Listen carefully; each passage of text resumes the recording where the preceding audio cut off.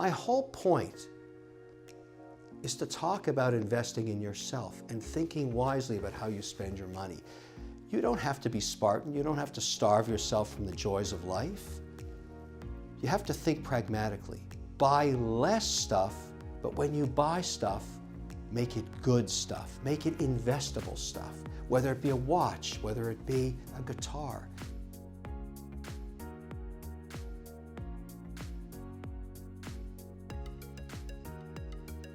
You're always taking $100 a week, which is what I say you should do, and investing it over the long period, because the markets give you somewhere between a 6 and 8% return over long periods of time. Yes, they go up and down, but the whole idea I've been talking about is taking a portion of your salary. Let's say you only make $56,000 a year, the average salary, and you take $100 a week and you start investing it, not saving it in a savings account because that doesn't pay any interest anymore, but putting it into the stock market and letting it grow over 30, 40 years. If you do that and you have that discipline, you'll end up a millionaire in your 60s, where you really need to have some money to retire with, as much as $1.5 million. So I think that's a pretty pragmatic strategy. Where did I learn that? From my mother, Georgette.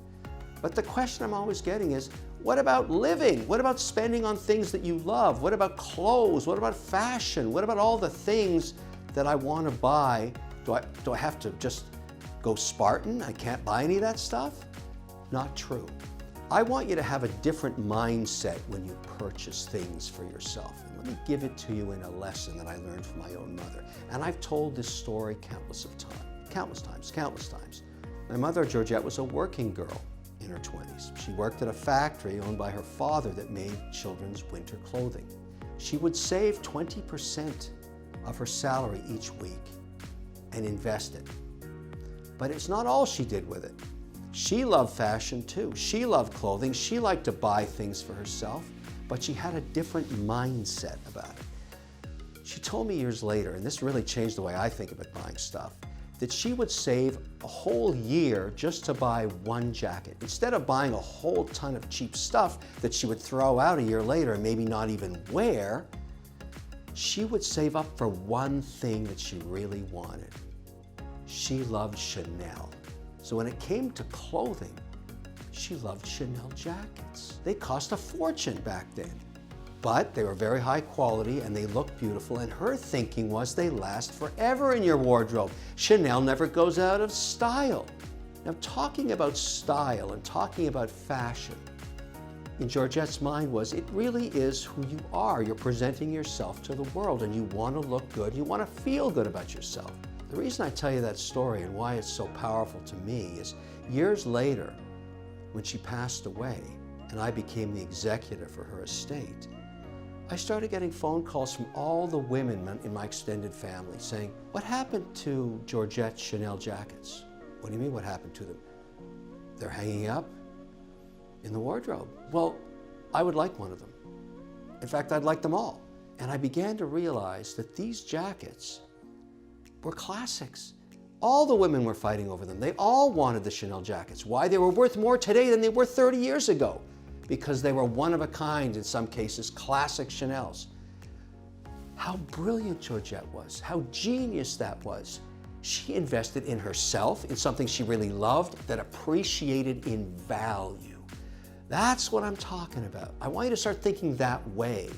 Now, let's go back and listen to Ralph Lauren, a guy that understands style and investing. Listen to what he said years ago. You'll appreciate this.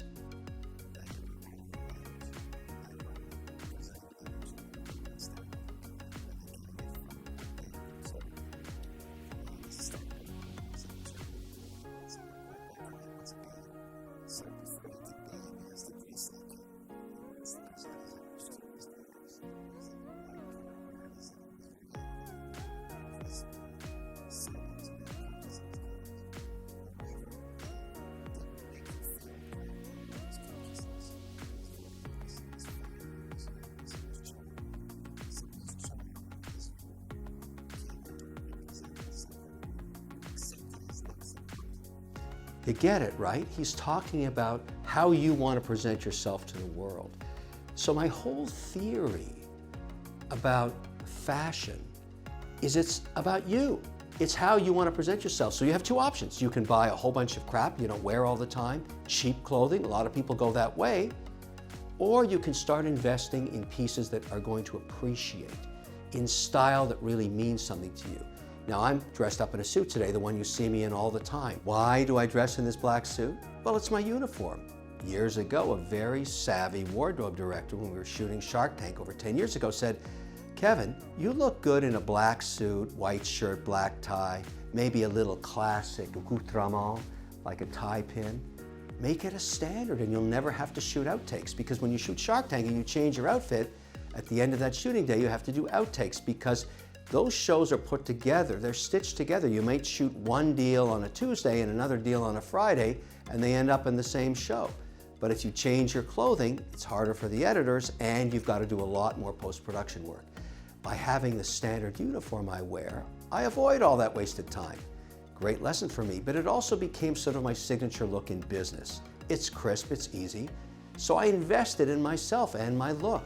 I have 25 of these jackets, 25 pants, 25 tie pins, 25 black ties, 25 handmade shirts. It's an investment.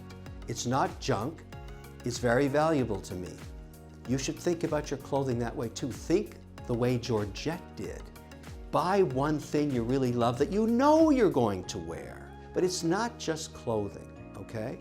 I want to talk about another asset class. Let's take, for example, watches. Everybody knows I collect watches. This is another situation where you can buy something for yourself, love it, because you love the style of it, and then over time during your life, it appreciates in value.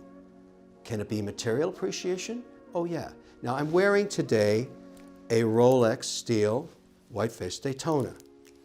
An entry-level watch, not excessively expensive, but you know, a stylish piece from Rolex. Now, I have many different brands, and I'm not endorsing Rolex one over another.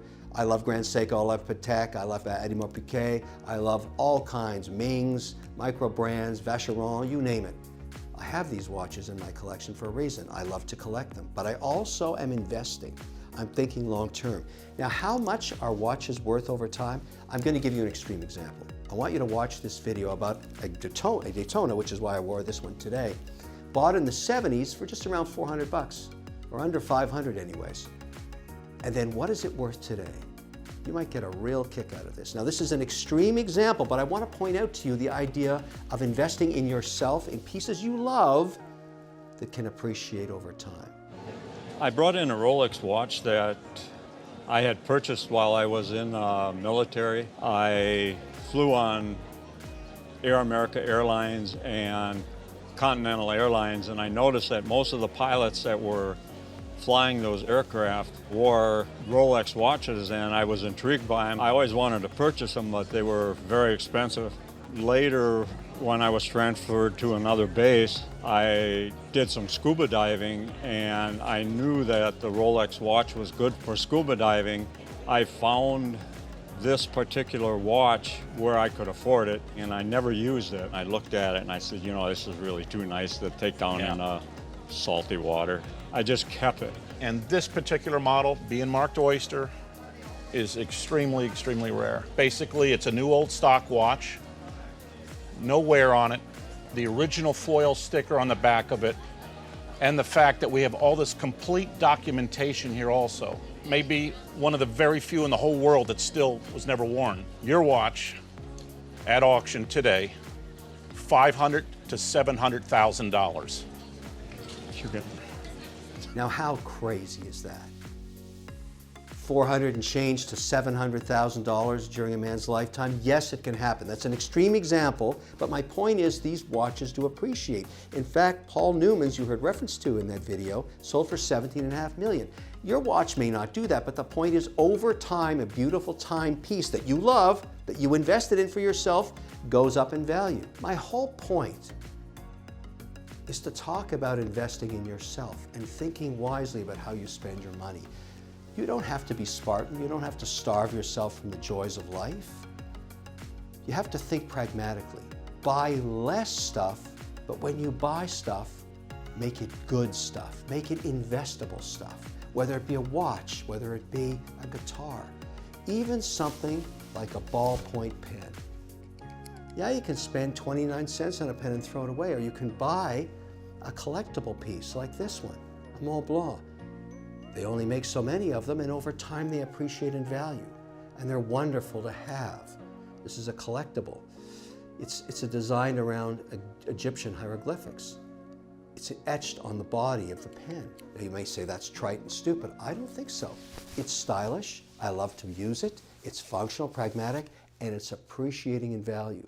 You know, I gift pens to people in business, very rare pens sometimes, to celebrate a deal. They really appreciate it, and when they look back 5 years later when that pen has gone out of production, it's enhanced in value dramatically.